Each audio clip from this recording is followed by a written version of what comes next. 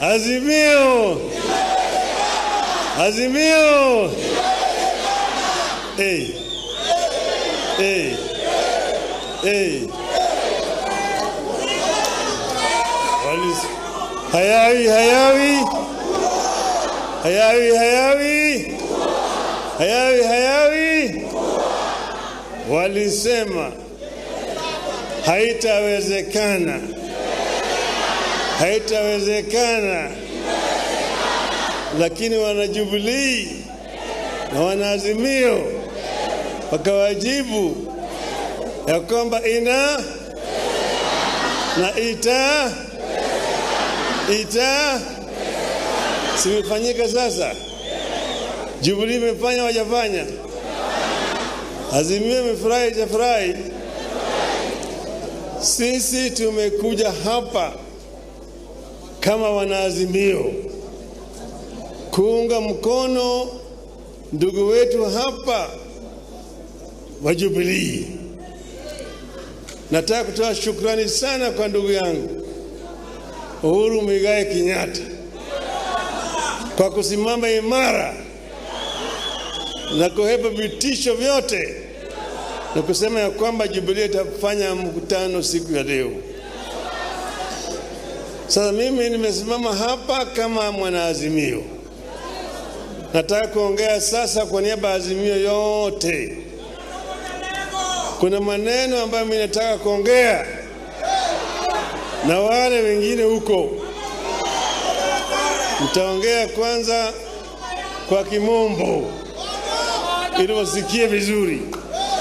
Baadaye nitafanya Kiswahili kidogo.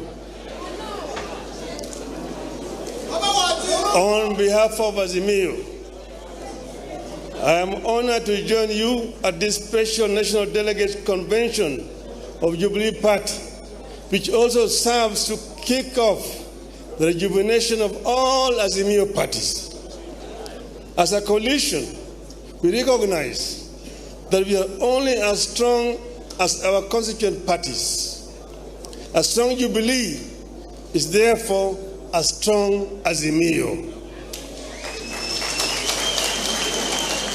Two, let me take this early opportunity to thank members of Jubilee Party for the passion with which they embraced my campaign and the votes they cast for me as presidential candidate in the face of monumental fraud and lies. I don't take it for granted that millions of voters woke up at dawn in Mount Kenya and other parts of the country, lined up for hours and trusted me with their future by voting for me. I urge you not to give up on that dream of a regime governed by empathy for citizens, honesty, and accountability, as opposed to the lies Kenya Kwanza sold and continued to sell. The Jubilee Party carries a special significance to us in Azimio precisely because of attacks it has endured and efforts of the state to kill or co-opt it forcibly into Kenya Kwanza. Should Jubilee be subdued, multi-party democracy will be under serious threat in our country. Accountability will be severely compromised. Uncouth manners and barbaric politics will be cemented in huge sections of our land where leaders with such credentials want to hold sway. The end game is for Kenya Kwanza in its scheme against Jubilee is to give itself a supermajority in Parliament that will enable it to amend the Constitution towards its desired goals, including possible removal of presidential term limits. In this, the regime is working on a well-trodden path. Kenya Kwanza is working on an arrangement similar to that of 1964 that saw KADU walk across the aisle and join KANU without its members of parliament having to seek fresh mandate. Kenya Kwanza want to ensure Jubilee as a party does not continue to exist on this side of the aisle. They want Jubilee dead in the same way KADU did, after which Kenya Kwanza will try to enact the train of events that saw Kenya become a de facto one-party state from 1969 before being made a de jure one-party state one afternoon in 1982.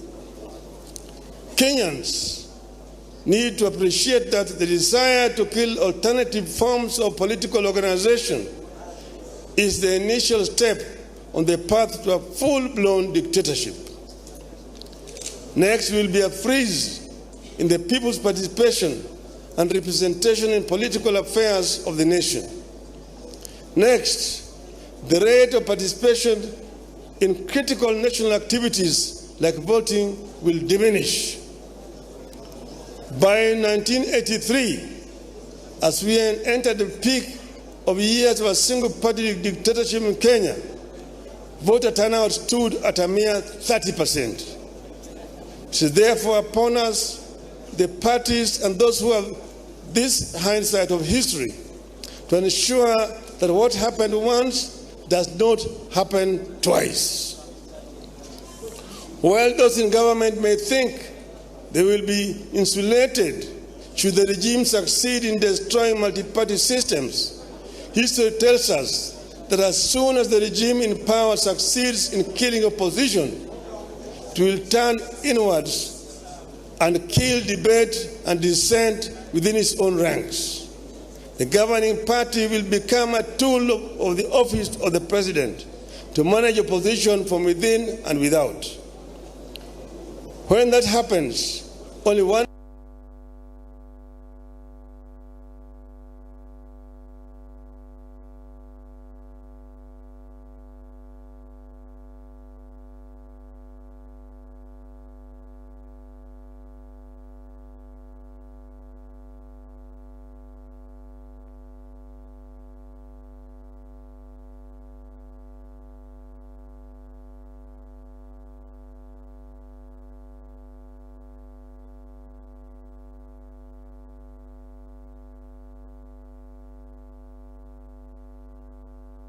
without. When that happens, only one voice will matter, that of the president.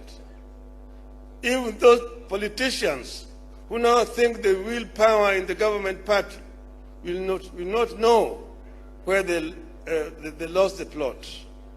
The people trying to kill or take over Jubilee and hand it over to Kenya Kwanza may not be fully aware of the complex schemes being plotted by their sponsors. They are mere pawns in a game that will eventually consume them. Kenyans will recall that one afternoon in 1982, a few excited members of parliament set and approved the making of Kenya a one-party state. Those excited men and women who voted aye that afternoon in 1982 thought they were punishing other people. A number of them became the very first victims of the snares they thought they were laying for others.